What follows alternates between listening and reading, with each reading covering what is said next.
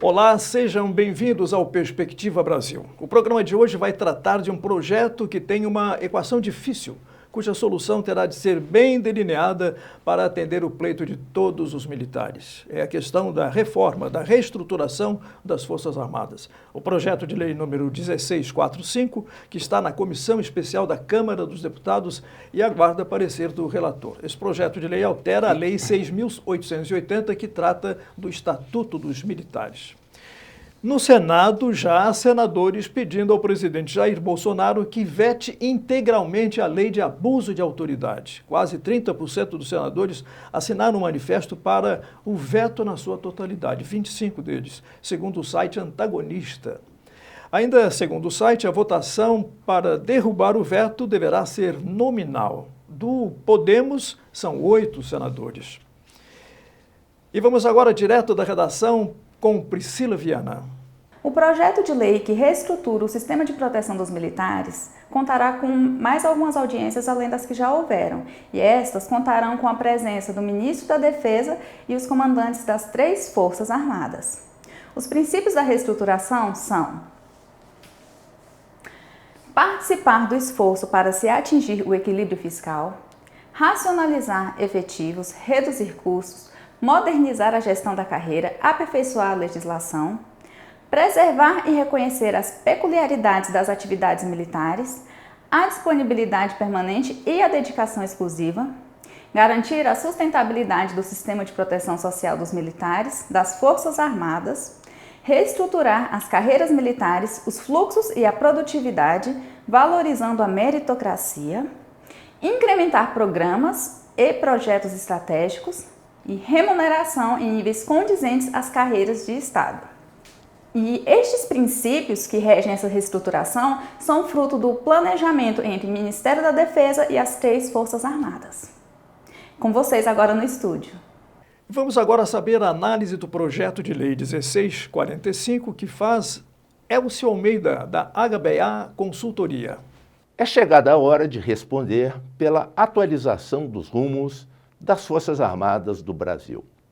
E, nesse sentido, é preciso alterar os dispositivos que regulam a carreira militar e o seu sistema de proteção social, ou, na linguagem comum, a Previdência dos Militares.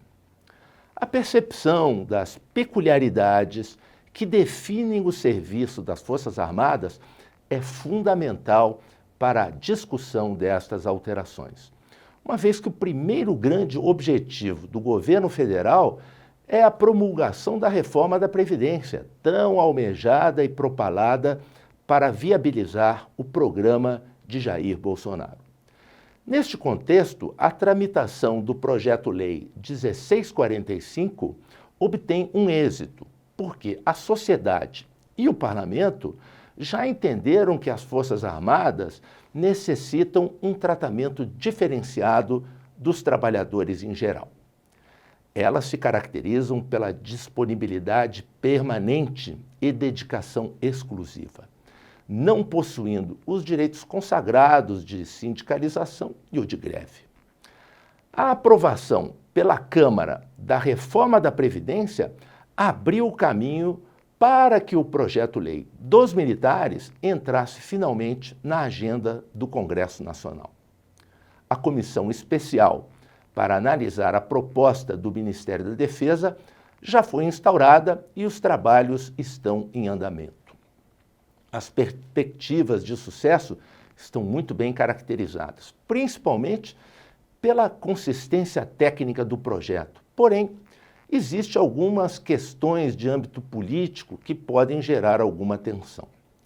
A primeira é causada pela tramitação da lei do abuso de autoridade, que pode repercutir num eventual veto presidencial na votação das matérias de interesse do governo e, no momento, na PL 1645. A segunda provém da bancada de apoio às forças auxiliares, que desejam aproveitar a discussão da reforma militar para tentar garantir uma melhor posição na regulamentação da profissão e nos seus direitos. Cabe aqui ressaltar que não há espaço constitucional para qualquer inserção das polícias militares e seus afins na reestruturação da carreira militar e na sua proteção social. A terceira tensão é proveniente de algumas associações de ex-militares, em particular as praças, que também procuram a visibilidade da matéria para levantar questões de ordem financeira e pautar eventuais injustiças da proposta em relação aos de menor graduação. Nenhuma destas tensões, por si só, possui força para impedir a boa tramitação do projeto-lei, que, sem dúvidas, irá melhorar não somente a situação fiscal da Previdência como um todo, como também mitigar as desigualdades sofridas pela carreira militar no contexto de sua remuneração. Ganha a sociedade e ganham as Forças Armadas do Brasil. Vamos a um breve intervalo e já voltamos com a entrevista sobre o projeto de lei que reestrutura as Forças Armadas. Nós voltamos já já.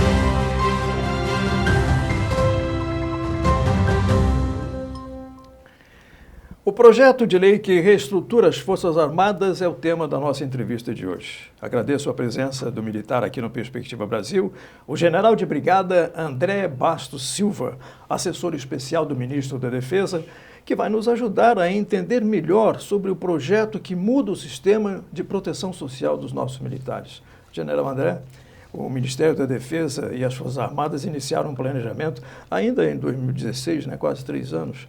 Como o senhor avalia esse projeto de lei? Tem sido veiculado até que é voltado para beneficiar os oficiais generais.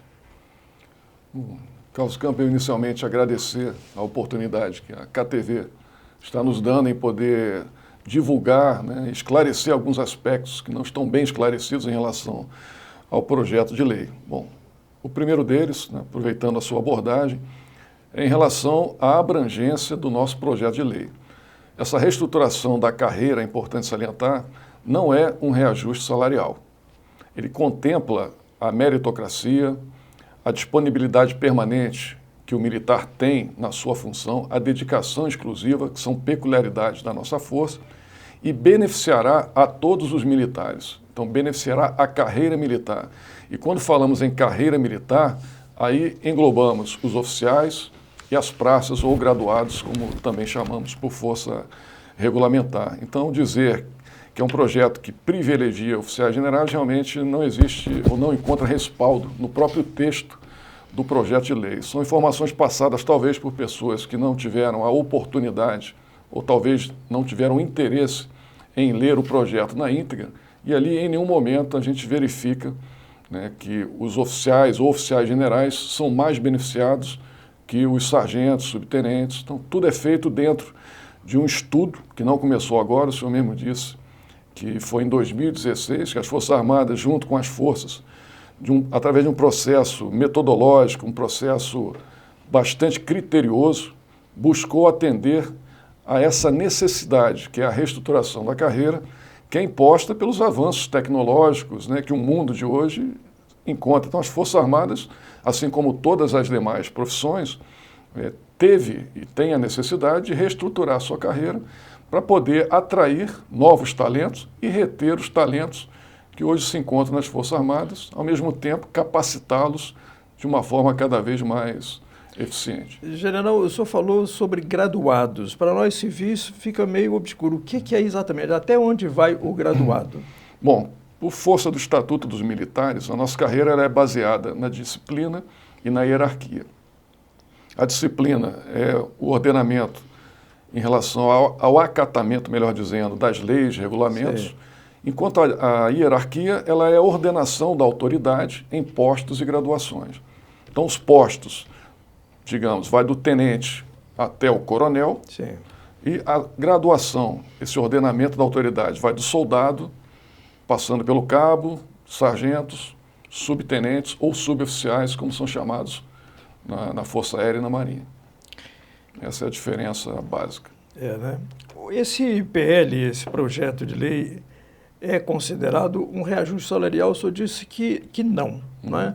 Então, ele vai contemplar toda a força. Isso, exatamente.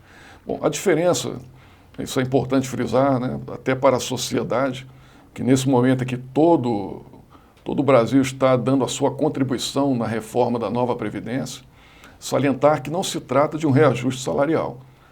Trata-se, sim, de uma reestruturação da carreira, estudada desde o ano de 2006, né, que visa, como eu já falei, valorizar a meritocracia, valorizar a experiência, a liderança que o militar exerce e também as duas principais características da nossa profissão, que são a disponibilidade permanente e a dedicação exclusiva. E essas características, peculiaridades que constam até na nossa Constituição Federal, então, ou seja, é a expressão da vontade do próprio povo brasileiro, uma vez que consta na Constituição Federal, para que as Forças Armadas estejam sempre em estado de prontidão permanente. E é isso que permite que nós sejamos empregados pelo Estado brasileiro em diversas situações, como a gente pode elencar mais recentemente a greve dos caminhoneiros, em que em 24 horas a nossa tropa estava em condição de controlar aquela situação, evitando que os grandes centros sofressem características mais complicadas em relação a desabastecimento. Essa característica permite que cumpramos missões subsidiárias em prol da população do sertão nordestino. Então, as Forças Armadas há 20 anos distribuem água no sertão, complementando ações do governo, que favorece hoje em torno de 4 milhões de pessoas, mais de 800 municípios, que permite que a Marinha continue a fazer o seu trabalho junto às operações, às populações ribeirinhas, levando com seus navios assistência médica hospitalar, aonde a presença do Estado não se faz tão marcante, as Forças Armadas fazem esse papel. Enfim, na parte de salvamento aéreo, de busca, que a Força Aérea cumpre dentro do nosso território e também fora dele, devido a acordos internacionais. Então, são situações que ocorrem no nosso dia a dia, né, que são manifestações da nossa importância e relevância no contexto da sociedade brasileira. Além daquela missão de defesa da pátria que nós temos no artigo 142, garantidos os poderes constitucionais e da lei e da ordem, temos também essas ações que não param, são diárias, que muitas vezes não são percebidas pela sociedade, mas que têm uma importância. General André, esse projeto de lei dos militares, nessa reestruturação, só acha que vão sair privilégios nessa reforma? Bem, nós temos como ele fala, uma peculiaridade. Há muitos anos, desde 2001, podemos dizer há 20 anos, nós tivemos a primeira contribuição com o esforço fiscal. Então, essa de agora não é a primeira. Então, estamos aí entrando na segunda colaboração das Forças Armadas com esse esforço, onde tivemos uma série de direitos que nos foram retirados, foram extintos por decisão do governo, e os militares, dentro da disciplina e hierarquia, acataram. Porém, causaram um impacto na nossa remuneração, né, que até hoje se sente, da ordem de 30%. Então, ao longo da nossa profissão, né, nós temos uma série, sim, de sacrifícios, impostos aí pelas características, a situação da subordinação a normas de hierarquia e disciplina bastante rígidas, não temos o direito à greve, não temos o direito à sindicalização, não temos a maioria dos direitos que os trabalhadores rurais e urbanos têm, que são garantidos no artigo 7º da Constituição. Então, são 34 incisos que garantem direitos trabalhistas, dos quais podemos dizer que, no máximo, 6 se aplicam às Forças Armadas. Aliás, essa questão da sindicalização é uma coisa que distancia também da Polícia Militar e das Forças Armadas. Sim, né? de certa forma, né? E ainda nesse viés, dizer que é exatamente essa peculiaridade pela ausência de direitos, por dedicação exclusiva, é que faz a essência das Forças Armadas. Importante salientar que nós não queremos ter esses direitos trabalhistas, porque perderíamos a essência de poder estar à disposição permanentemente da nossa sociedade para cumprir as missões que nos são impostas pelo Estado brasileiro. Numa hora de grande necessidade, é o Exército que tem que estar lá, quer dizer, são as forças militares Exatamente. que têm que chegar lá. Mas o senhor vê algum impacto, algum problema de impacto na carreira do militar e também na percepção da sociedade em relação ao custo? Bem, o custo das Forças Armadas é aquele custo que a sociedade, que o governo está disposto a pagar para ter Forças Armadas, como eu falei, em estado de prontidão permanente. Então, da maioria dos países do mundo, que hoje, segundo a ONU, são 193, nem menos de 10% são considerados países que não têm Forças Armadas. Todos os países possuem Forças Armadas por uma decisão da própria sociedade. Aqueles países que optarem não ter Forças Armadas, como a Costa Rica, por exemplo, foi uma opção daquela sociedade, que não é, pelo que nos consta, as Forças Armadas participam ao longo da história desse país, na formação da nacionalidade do Estado brasileiro. Então, temos a certeza de que o que está colocado na própria Constituição, no seu artigo 142, espelha a vontade da nossa sociedade. Só que a existência de Forças Armadas pressupõe o custo do material, o custo do pessoal. Sim. E hoje podemos dizer, as Forças Armadas têm, ou melhor, o país tem as Forças Armadas que cabem no seu orçamento. General, há com certeza um esforço para se atingir esse equilíbrio fiscal, reduzir custos, modernizar a gestão da carreira, e tudo isso tem que passar por uma nova legislação. Então está certa essa mudança, essa questão da reestruturação. Vamos dizer assim, do que pôde ser feito pelas Forças Armadas, pelo Ministério da Defesa, foi cumprido. Ou seja, um trabalho criterioso, como eu falei, envolvendo aí uma série de trabalhos para que tornasse essa reestruturação compatível com o nosso orçamento. Vivemos hoje na situação do teto de gastos imposto aí pela Emenda Constitucional 95, e fizemos uma proposta dentro desse espaço fiscal que nos foi dado pela equipe econômica do governo. Então, por isso, cabe ressaltar que a nossa proposta ela é superavitária e ela é autossustentável.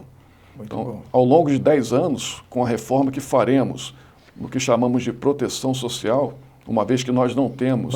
Vai ser deixado um bom resultado financeiro. Sim, nós não temos um regime previdenciário como tem o trabalhador em geral e o servidor público. Então, a própria Constituição prevê que, devido às nossas peculiaridades, nós temos sim um sistema de proteção social. Ok? Sim. E a reforma que será feita nesse sistema, que implica no aumento do tempo de serviço de 30 para 35 anos, o aumento das nossas alíquotas de contribuição com a pensão militar, que hoje são de 7,5%, passarão para 10,5%. Além da universalização, então todos pagarão, ativos, inativos e pensionistas. Isso trará para a nossa receita cerca de 330 mil novos contribuintes. Sim. O que, em termos de economia para os cofres públicos, em 10 anos representa 97,3 bilhões de reais. Se nós formos pensar... É um resultado expressivo, Sim. Para a força. E se nós colocarmos em termos de economia per capita, os militares são os que estão dando a maior contribuição per capita, cerca de 181 mil reais, quando comparados com as demais categorias profissionais que estão sofrendo os impactos da nova Previdência. Então, a nossa contribuição per capita de uma maneira geral, é maior do que as demais categorias profissionais. Essa é uma observação muito interessante. Mas nós vamos para um breve intervalo e nós voltamos com a entrevista com o general André sobre esse projeto de lei que reestrutura as forças do Estado.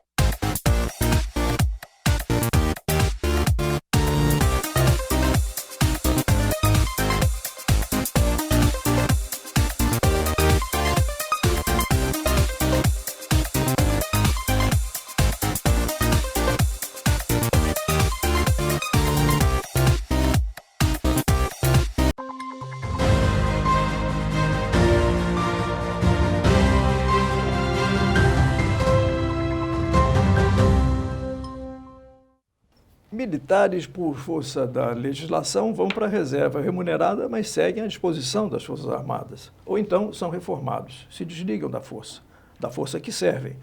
Como é a relação, general, entre ativos e inativos nas Forças Armadas? Bem, isto é previsto no nosso Estatuto dos Militares, né, que as Forças Armadas são compostas dos ativos, aqueles que efetivamente ainda estão em serviço, e dos inativos, aqueles que completam o tempo de serviço, que atualmente são 30 anos, certo. Com a aprovação do nosso projeto de lei passará para 35 anos, esses são os inativos. Cabe lembrar que existe uma diferença bastante marcante entre um inativo e um aposentado, então essa confusão às vezes de percepção é que leva a maioria das pessoas a achar que nós temos um regime de previdência. Então o militar não se aposenta, ele é transferido para inatividade. Sim. E por força, né, de regulamento, ele poderá ser convocado em casos de graves crises, em casos de guerra, né, como já houve no passado um pouco distante, né, que tivemos envolvidos aí na Segunda Guerra Mundial, Sim. Mas é previsto, isso faz parte, né, da estrutura das Forças Armadas. O militar permanece na inatividade até uma certa idade.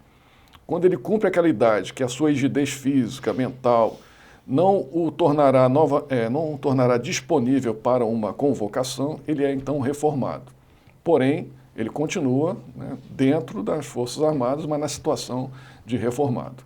Mas esse projeto de lei, o 1645, ele parece que muda o tempo, né? Ele sai de 30 para 35 também, né? Isso, exatamente. Dentro dos aspectos que nós estamos colocando na reforma do nosso sistema, para poder gerar aquela economia de 97,3 bilhões que eu comentei com o senhor, também está a situação do aumento do tempo de serviço. Então, a gente segurará mais tempo o militar. Esse tempo de trabalho cria também uma transição, né? Isso. É um pedágio? Exatamente. É importante isso abordar, porque dentro do nosso projeto existe uma regra de transição, né, da ordem de 17% sobre o tempo que falta para o militar completar os 30 anos. Né, tendo em vista não prejudicar, né, com uma nova lei, os militares que estão naquele processo ainda de transição, estão no serviço ativo.